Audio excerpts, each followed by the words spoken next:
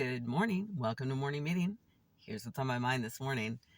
I have a cat, rather, my family has a cat, and this cat cannot self regulate its food consumption. It just can't. It's been like this, I think, pretty much ever since we've had the cat.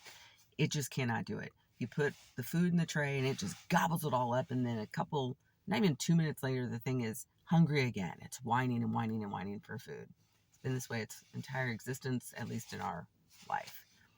And then it will throw up twice in a row. And of course, it would eat that if I allowed it to eat it, which is disgusting. I can't stand that. Even talking about it makes me want to just... Anyway, so this cat cannot self-regulate. So we have to really be careful about how much we feed this cat, how often we feed this cat, and keep him away from the dog food, because we have a dog too. So we have to keep him away from the dog food. This is not an easy task with this cat.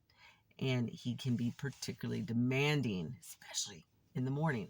So this happened this morning. I went to feed the cat, fed him a half a cup, fed him what I would normally feed him. Not 2 minutes later, he's crying and just pitching a fit about how hungry he still is. And I'm guarding the dog food to make sure he doesn't eat the dog food. So then I finally go, okay, I give in. And I give him just a couple more little nibbles of cat food in his dish. And that seemed to be okay. But then I left. So I have no idea if he has thrown up at this point, because I had to leave to take my daughter to school. I'm hoping that he didn't throw up, because I don't have to clean that up when I get there. Of course, maybe I won't, because he will have eaten it. Because he can't self-regulate. He cannot control this behavior. And that got me thinking about my own life and other people and things like that. And this idea of self-regulation and controlling one's behavior. And how sometimes we take on more than what we're really capable of doing in that moment. And not by capable, I mean, like, we may have the skills to do it, but we don't have really the bandwidth or capacity to manage it, because we've got too many other things going on. And we've got these competing priorities. And part of that is, well, we're not really assessing the situation very well and just taking on more than what we can actually do. So I want you to think about that today. Think about, and I'm going to be doing this too, so think about, what are you taking on that is just not critical? It's not moving the needle for you in your life. Because honestly, my perspective is you should only have, or a person should only have, a couple major goals that they set in their life, and then everything else is related to achieving that one goal or those two goals. Maybe three. I don't really like to go beyond three. So that's how I handle it. And then the other thing I think to keep in mind is it's really important to know that you have to assess. Periodically you assess and you reassess, and you may have changed your mind about a goal, but you're just sticking to it because it's a goal and you have to do it. Well, guess what? You don't have to do it. You can make the decision to say, no, I've changed my mind about that goal. I either don't want to do it at all, or I don't want to do it right now. I thought I did, but I really don't. And so I'm just going to pivot this direction, and I'm going to go another way on this, or I'm going to drop that completely. And I think sometimes there's some shame or some guilt around that. But I think that shame or guilt really is related to what we believe other people will think about us doing or not doing that thing.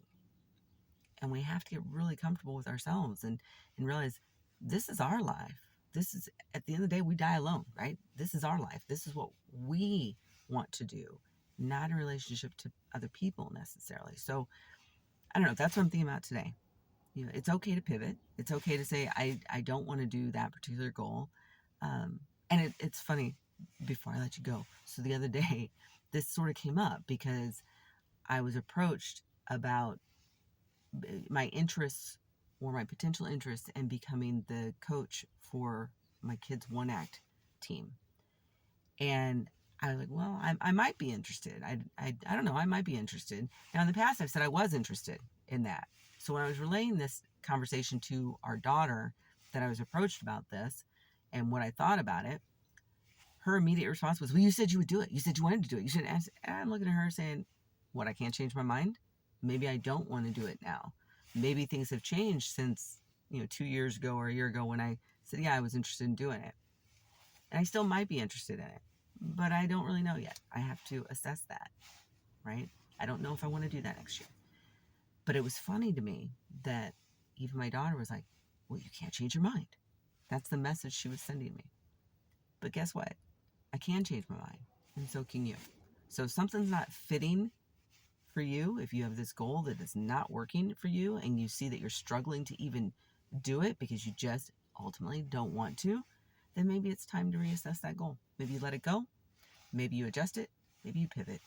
I don't know. But you have to figure that out. And then you'll be a lot happier about it.